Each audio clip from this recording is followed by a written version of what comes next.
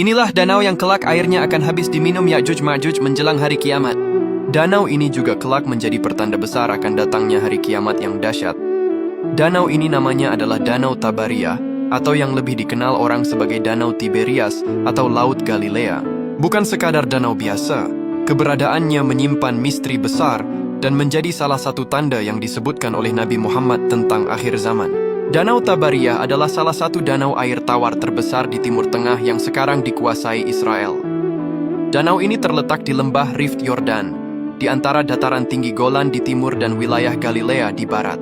Secara geografis, danau ini unik karena permukaannya berada sekitar 210 meter di bawah permukaan laut, menjadikannya danau air tawar terendah di bumi dan danau terendah kedua secara keseluruhan setelah Laut Mati.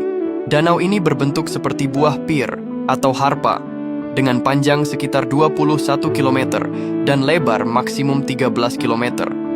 Sumber air utamanya berasal dari Sungai Yordan yang mengalir masuk dari utara dan keluar di selatan.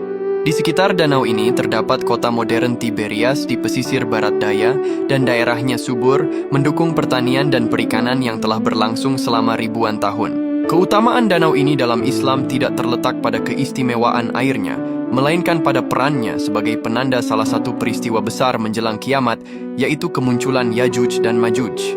Mereka adalah kaum perusak dari keturunan Nabi Adam yang saat ini terkurung di balik benteng yang dibangun oleh Raja Zulkarnain.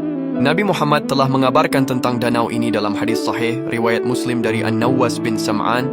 Allah mewahyukan kepada Isa, "Sesungguhnya aku telah mengeluarkan hamba-hambaku yaitu Ya'juj dan Ma'juj yang tidak ada seorang pun mampu memerangi mereka, maka selamatkanlah hamba-hambaku ke Thur."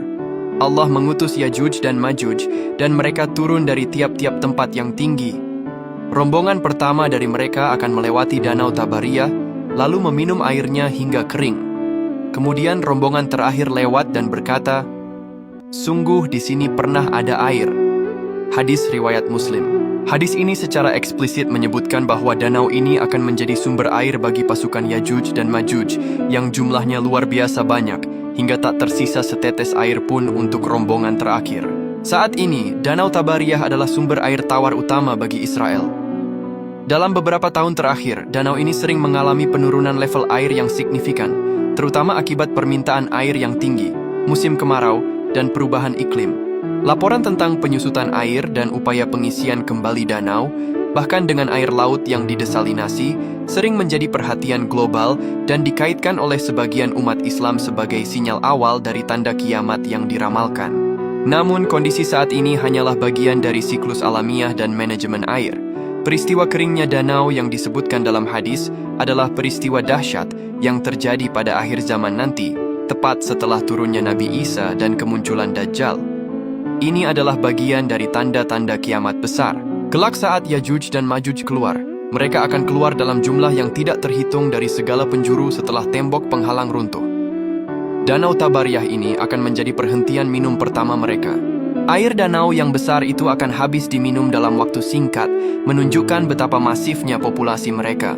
Setelah air danau habis, mereka akan terus membuat kerusakan di bumi sampai akhirnya Allah membinasakan mereka semua dengan mengirimkan ulat di leher mereka. Danau Tabariyah dengan segala keindahan geografisnya hari ini menyimpan narasi profetik yang mengingatkan kita bahwa setiap hal di dunia ini adalah fana dan bergerak menuju ketetapan ilahi di hari akhir nanti. Ya Allah, semoga kita semua dijauhkan dari fitnah dan kerusakan di akhir zaman ini. Amin.